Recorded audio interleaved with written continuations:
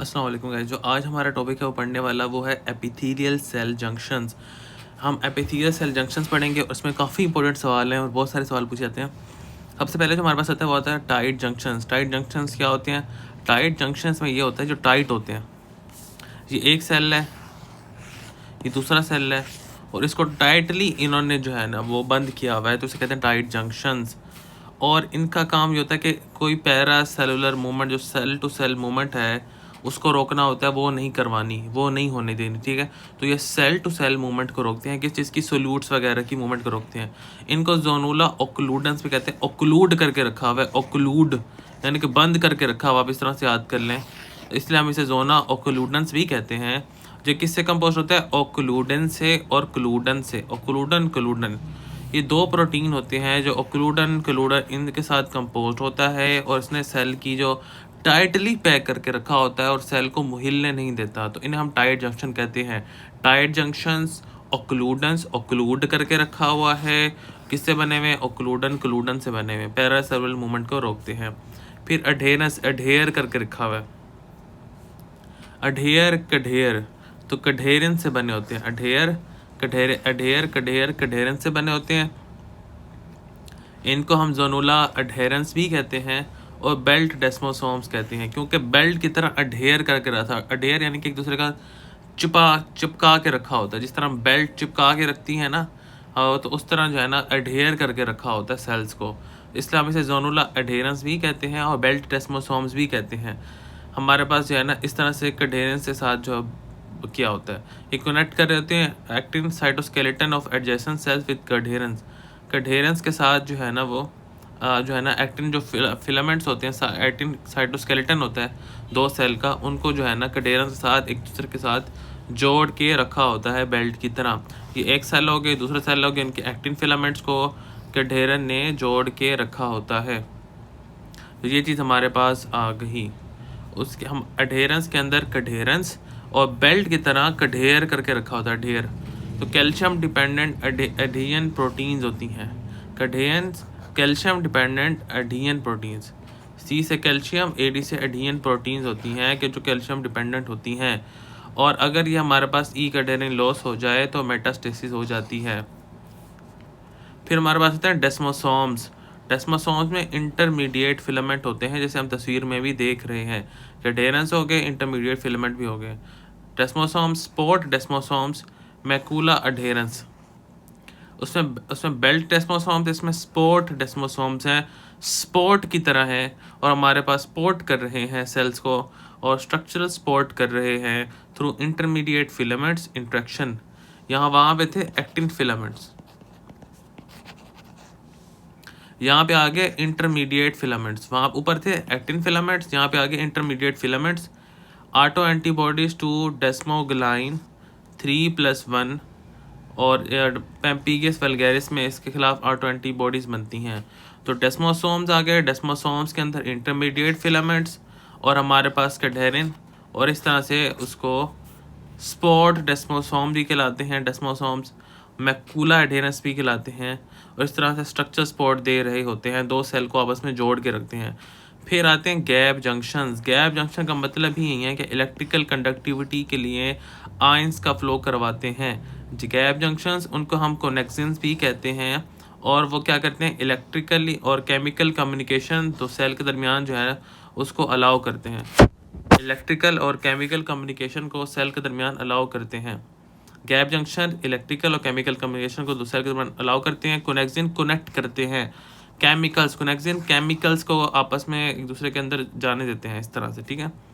फिर हमारे पास आता है हेमीडेस्मोसोम्स। हेमीडेस्मोसोम्स क्या करते हैं? हमारे पास ये बेसमेंट मेम्ब्रेन है और ये बेजल सेल है, इन दोनों को कनेक्ट कर रहे होते हैं। ये केराटिन जो होता है हमारे पास बेजल सेल के अंदर, उसको अंडरलाइन बेसमेंट मेम्ब्रेन से कनेक्ट कर रहे होते हैं। किस तरह से? इसमें काफ़ी सारी चीज़ें आती हैं, जैसे हमारे पास इंटेग्रिन होता है, वो कनेक्ट कर रहा होता है हमारे पास जो बेजोलेटरल मेम्ब्रेन से कनेक्ट कर रहा होता है, इसके थ्रू फाइब्रोनेक्टिन के थ्रू या लेमिनिन के थ्रू, और हमारे पास वो इलेक्ट्रो ईसीएम और कोलेजन उनके थ्रू जो है ना कनेक्ट कर रहा होता है, बाइंड कर रहा होता है।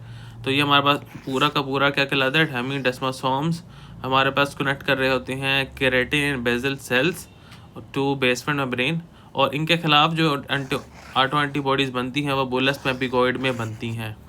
बस इतनी सी बात थी हमारे पास एपिथेलियल सेल जंक्शन के अंदर। टाइट जंक्शंस होते हैं और क्लूड कर रहे होते हैं, पैरासेलुलर मूवमेंट को रोकते हैं। एडहेरन कढेर कर रहे होते हैं, तो हमारे पास CAD कैड कैल्शियम डिपेंडेंट एडहीजन्स होती हैं जो कि एक्टिन फिलामेंट्स, क्योंकि एडहेरेंस हैं तो एक्टिन फिलामेंट्स, और इन्हें हम वो भी कहते हैं आई थिंक बेल्ट डेस्मोसोम्स भी कहते हैं। ठीक है, फिर हमारे पास डेस्मोसोम्स आती हैं जो इंटरमीडिएट फिलामेंट के साथ जो है आपस में जोड़ रही होती हैं, और इसमें खिलाफ ऑटो एंटीबॉडीज़ वगैरह भी बनती हैं जो कि है पेम्पिगस वल्गैरिस में बनती हैं। गैप जंक्शन में जो है हमारे पास है केमिकल और इलेक्ट्रिकल जो है कम्युनिकेशन के लिए होती है। C for gap junction. Connexin chemicals के लिए होते हैं, तो कोनेक्सिन्स प्रोटीन्स लगी होती हैं, और हेमिडेस्मोसोम ये हमने पढ़ लिया। फिर हमारे पास कुछ ग्लैंड होते हैं जो डिफरेंट टाइप्स के ग्लैंड्स होते हैं, जैसे हमारे पास मीरोक्राइन ग्लैंड होते हैं, उसमें सिक्रीटरी वेसिकल्स बन रही होती हैं। S for secretory vesicle, SSS secretory vesicles, salivary glands और स्वेट ग्लैंड्स। तो आपने MSS से याद कर लेना है, MSS। ठीक है, जैसे MS होता है ना, हॉस्पिटल का MS होता है, उस तरह आपने SS याद कर लेना है आगे। Secretory vesicles, salivary glands and sweat gland. ठीक है, सीबेशियस ग्लैंड आपने नहीं लाने। एक तो हमारे पास वहीं जो सलाइवा बनाते हैं, दूसरा पसीने वाले ग्लैंड होते हैं। ठीक है, एपोक्राइन ग्लैंड आप याद कर लें, आम से याद कर लें, या मैम है ना, ए के अंदर क्या हमारे पास आ जाएगा, एपोक्राइन। एपोक्राइन के अंदर थोड़ा सा उनका पार्ट जो है वो टूट जाता है। ठीक है, तो वो हमारे पास एपोक्राइन कहलाते हैं। उसमें मेमरी ग्लैंड यानी कि जो मिल्क प्रोड्यूसिंग ग्लैंड है, उनका थोड़ा सा पार्ट जो है वो बाहर आ जाता है उन सेल्स का, उन्हें कहते हैं एपोक्राइन ग्लैंड। फिर होलोक्राइन ग्लैंड होते हैं जो पूरे के पूरे सेल बाहर आ जाते हैं, वो सीबेशियस ग्लैंड कहलाते हैं, जो सीबम प्रोड्यूस करते हैं, जो हेयर फॉलिकल्स वगैरह के लिए होते हैं। ठीक है, तो सीबेशियस ग्लैंड वहाँ पे आ गए, उनका पूरा का पूरा पार्ट आ जाता है। और जो हमारे पास MS है, मीरोक्राइन हैं जो सिक्रीटरी वेसिकल बना रही हैं, उसमें SS यानी कि सलाइवा, सलेवरी और स्वेट ग्लैंड पसीने वाले ग्लैंड। एपोक्राइन में मैम मेमरी, और बाकी होलो हो जाएंगे। उसके अलावा एक टॉपिक बस हम साथ पढ़ लेते हैं, डर्माटोलॉजिकल माइक्रोस्कोपिक टर्म्स जो होती हैं हमारे, उसमें एकेंथोसिस होता है। एकेंथोसिस के अंदर एपिडर्मल हाइपरप्लेजिया होता है, स्पाइनोसम के अंदर जो है ना वो ज़्यादा हो जाते हैं। ये एकेंथोसिस निग्रिकेंस के अंदर होता है और स्वारेसिस के अंदर होता है, क्योंकि come let's get sun burn. तो स्वारेसिस के अंदर स्पाइनोसम बढ़ जाता है और जो ग्रैनुलोसम होता है वो कम हो जाता है। कॉर्नियम भी हमारे पास उसकी थिकनेस जो है वो ज़्यादा हो जाती है, और पैराकेराटोसिस भी होता है, उसके अंदर न्यूक्लियाई जो है वो भी रिटेन हो जाते हैं। एकेंथोलाइसिस के अंदर सेपरेशन हो जाती है, वो पेम्पिकस वल्गैरिस के अंदर होती है। और हमारे पास स्पॉन्जियोसिस के अंदर जो है ना वो भी एपिडर्मल एक्यूमुलेशन हो जाती है एडिमल फ्लूइड की, वो भी होती है। एक्जीमेटेड डर्माटाइटिस के अंदर होती है। हाइपर ग्रैनुलोसिस के अंदर क्या होता है कि हमारे पास जो ग्रैनुलोसम लेयर होती है ये वाली, इसकी थिकनेस बढ़ जाती है, ये इसकी थिकनेस बढ़ती है लाइकेन प्लेनस के अंदर, याद कर लेना। जो स्वारेसिस होते हैं उसके अंदर कम हो जाती है इसकी थिकनेस, लाइकेन प्लेनस के अंदर ज़्यादा हो जाती है। पैराकेराटोसिस के अंदर क्या होता है कि हमारे पास जो है ना रिटेंशन और न्यूक्लियाई होती है स्ट्रेटम कॉर्नियम के अंदर, वो सोरियासिस और एक्टिनिक केराटोसिस के अंदर होती है। हाइपर केराटोसिस के अंदर थिकनेस बढ़ जाती है स्ट्रेटम कॉर्नियम के अंदर, वो सोरियासिस और हमारे पास कैलोसिस के अंदर होता है। तो सोरियासिस के अंदर कॉर्नियम की वो थिकनेस भी बढ़ जाती है, न्यूक्लियाई भी रिटेन हो जाती है, come let's get sun burn. Spinosum के अंदर वो भी बढ़ जाती है, और जो ग्रैनुलोसम होती है वो कम हो जाती है सोरियासिस के अंदर। डिस्केराटोसिस एब्नॉर्मल केराटिनाइजेशन होती है इसके अंदर प्री मैच्योर, वो स्क्वेमस सेल कार्सिनोमा के अंदर होती है। तो ये हमारे पास ओवरऑल जो शुरू वाला पार्ट है डर्माटोलॉजी का वो ये था। बाकी इन लेयर्स को याद करने का तरीका वही है कि हम डर्मिस से ऊपर जो एपिडर्मिस की लेयर होती हैं, come let's get sun burn, तो ये हमारे पास डर्मिस होती है, एपिडर्मिस होती है, एपिडर्मिस होती है, फिर सबक्यूटेनियस फैट होता है, हाइपोडर्मिस जिसे हम कहते हैं, और सबक्यूटिस होता है।